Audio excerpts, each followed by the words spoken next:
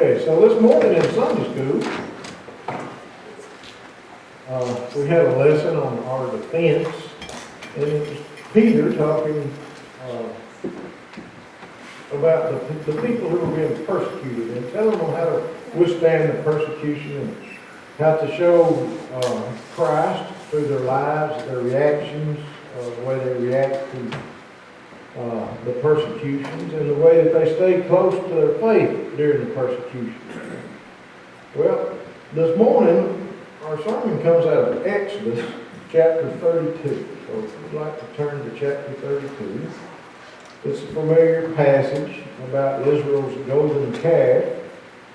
And we're going to talk a little bit this morning about how easy it is, it seems, for some people to just turn and walk away from God when things get a little bit discouraged or things get a little rough.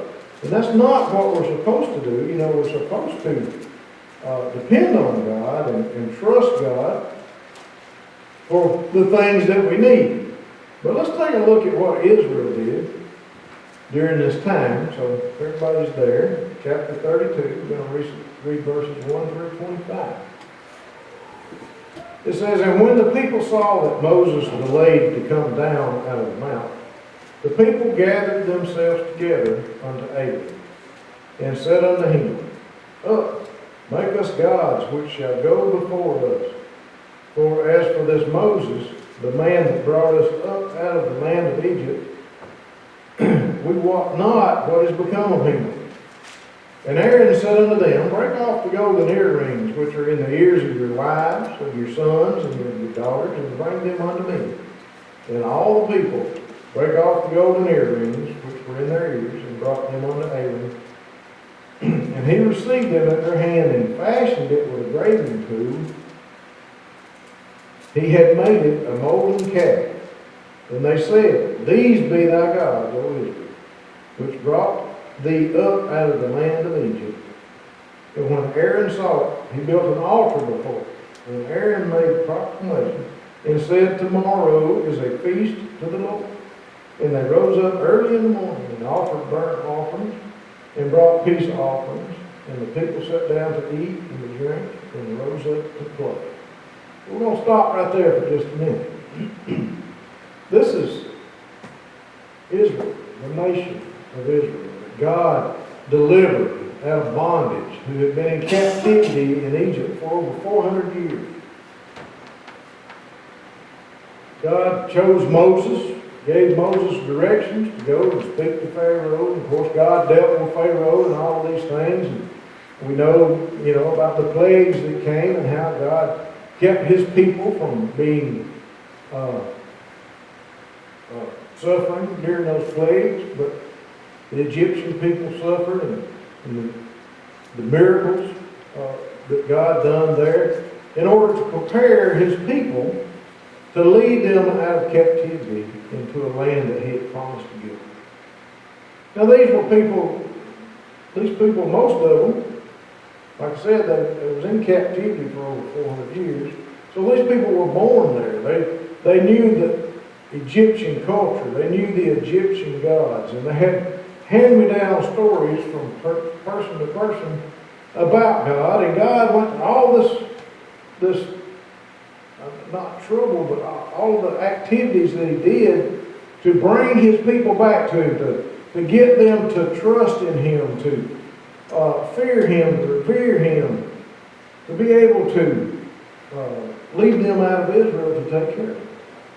Well, then Moses goes up on the mountain because God summons him up there, and God's going to give him the tables with the 10 Commandments on it.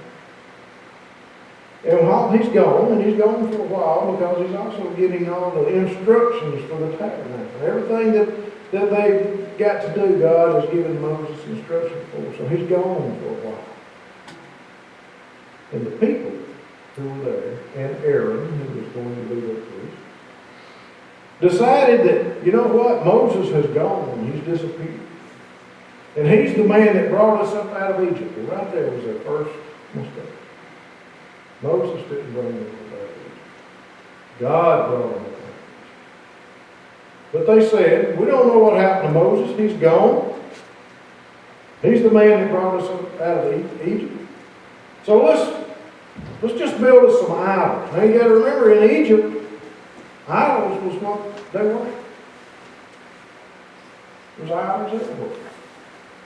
So they went back to doing what they knew how to do, worship idols, instead of trusting in God, putting their faith in God, after all that God had brought them through and all that God had done for them. So they go to Aaron and they say, we want you to make us an idol. He said, okay, give me your gold. They get the gold.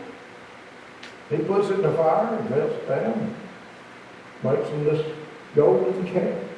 Who they say that this God, this is going to be our God, and this God's going to go before us as we travel. Again, it was God that brought them up out of Egypt, not a golden calf, and not Moses. It was God who was leading them through the desert, not Moses, not golden calf. Moses was the spokesperson. The calf was just an image.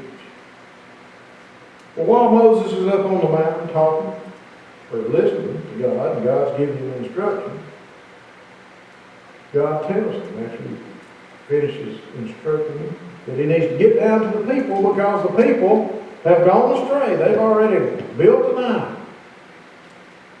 Now, why would you think people would build an idol? People that had been rescued by God, people who were put in captivity because of the things that they had done, and now they've spent their time in captivity, and God has brought them out of captivity, and they're supposedly leaders gone for a little while, and the first thing they want to do is start complaining and go, you know what, let's go back to the way it was.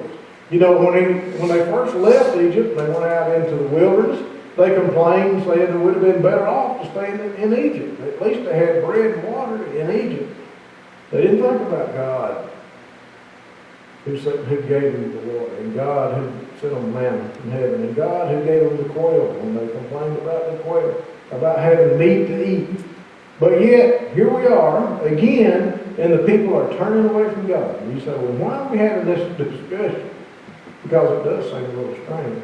But have you noticed how fast people will turn away from God today? Things will be going along so good, and they talk about their faith, and they talk about how they want to serve God, and God is good, and something bad happens. And, you know, I've said before that if you want to see this country turn to God, let something bad happen in this country, and the first thing we all do is start to pray. And then once we get past that point, a lot of people turn and go the other way. Well, in today's time, I think a lot of people do turn and go the other way. And I think it's because when things get bad, they have, instead of going to God for their support and their leadership, they turn to the world. And the world doesn't have anything to do with it. And they let society lead them off in another direction. I want to read again here what it says, that after they sat down to eat, they rose up to play. All they wanted to do was enjoy themselves, have a good time, party.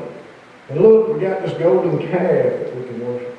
Let me tell you, I'm not saying that I'm perfect, because I'm the furthest thing from perfect that there can be, but what I can't understand is how these people could think that they could take gold, melt it down, and make it look like a calf, and that was going to be a God, and that God was going to protect them, provide for them, everything they need. They created it. How's it going to do anything for them?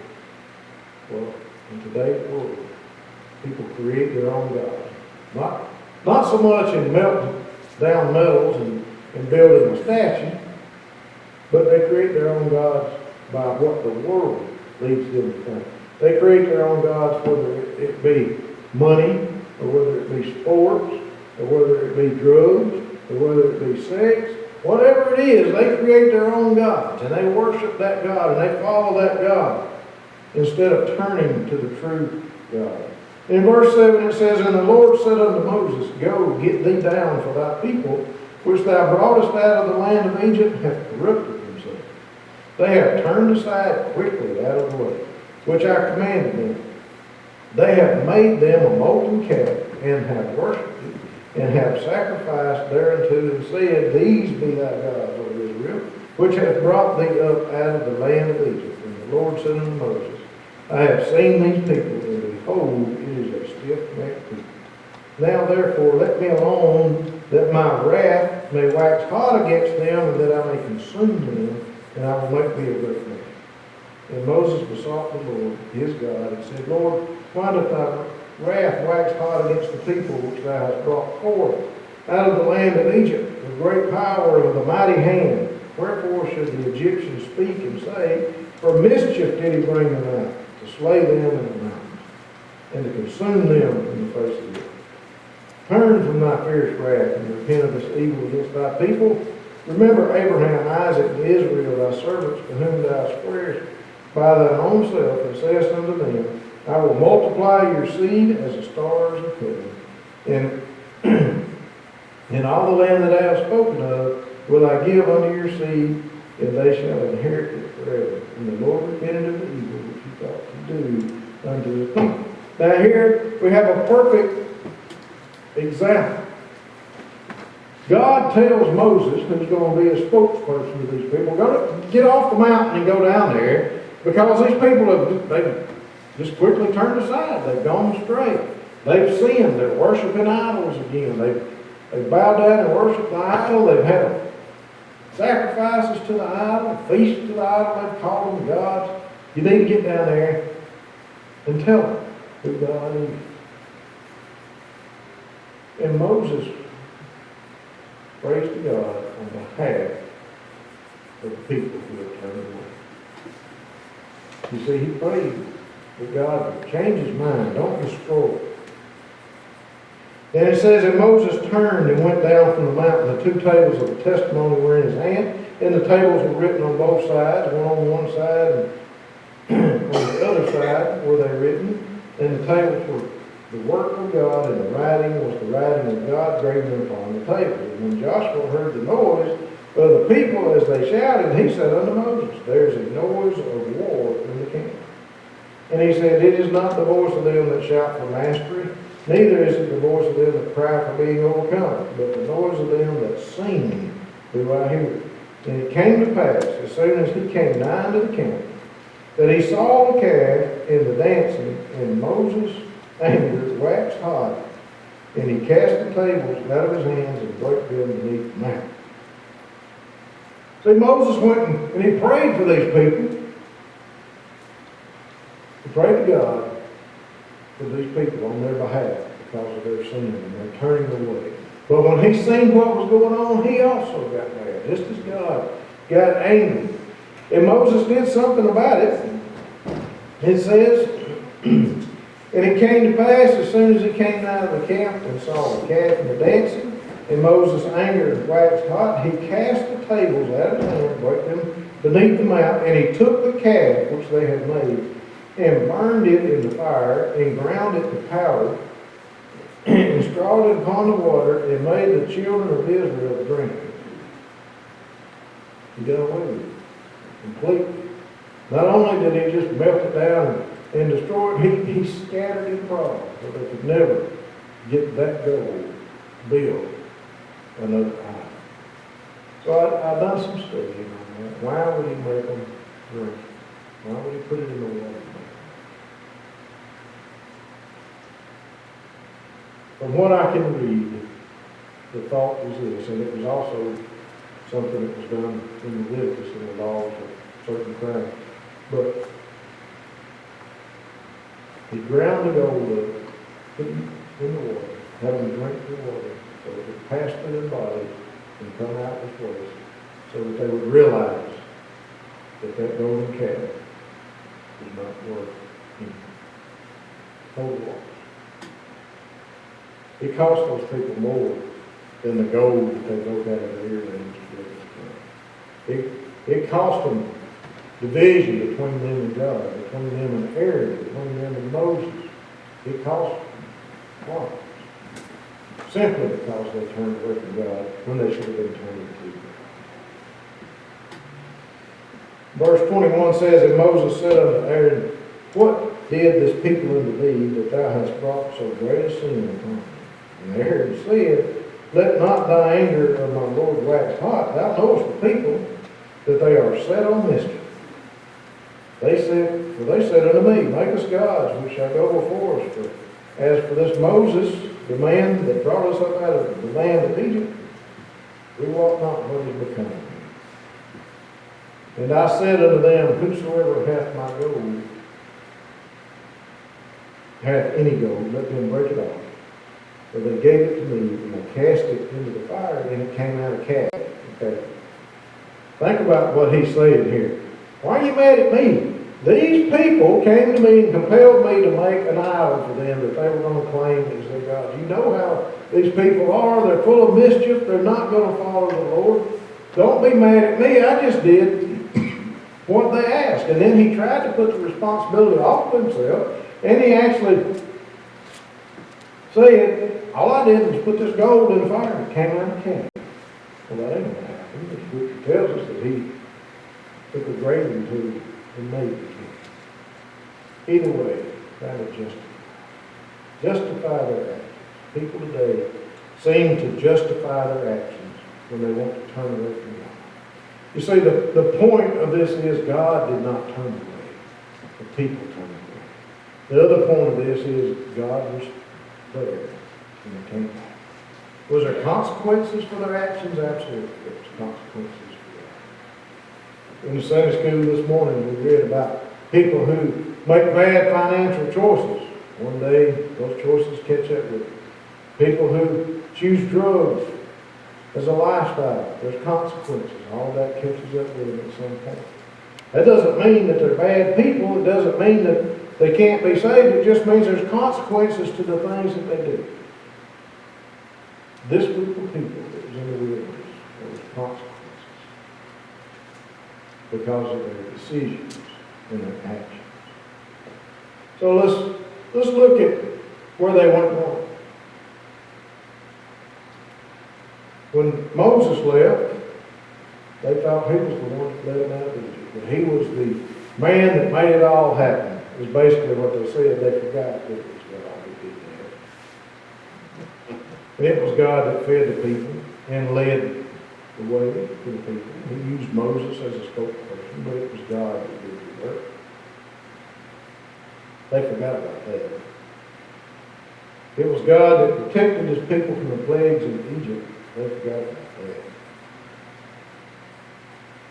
It's God who forgives. They forgot about that. It's God who waits and wants those people to return to him. They didn't think about that. All they thought about was the here and now. And let me tell you, the here and now is going to go away someday. We best be thinking about it. We best be thinking about here and now, what we're going to do here and now. But also, let's remember the future. Let's think about what God has done for us in the past, but what he promises to do for us in the future. And not turn and walk away from the only hope that we have, which is Jesus Christ. It's God who made the plan of salvation. It's God who provided the sacrifice. It's God who has the grace to give forgiveness. It's God who has prepared the place for us. It's God who made us. It's God that understands that we're weak and we do the things that we do. But it's also God that stands there asking. If you walk away from God, you can't do that. But you have to commit yourself to that. The commitment, that's another thing. People don't really like today is commitment. You know, they don't mind trying something as long as they can get out of it if it's not what they want to do. They don't like to commit. We live in a world that spends too much time justifying what they do and not enough time praying about what they do. As we stand,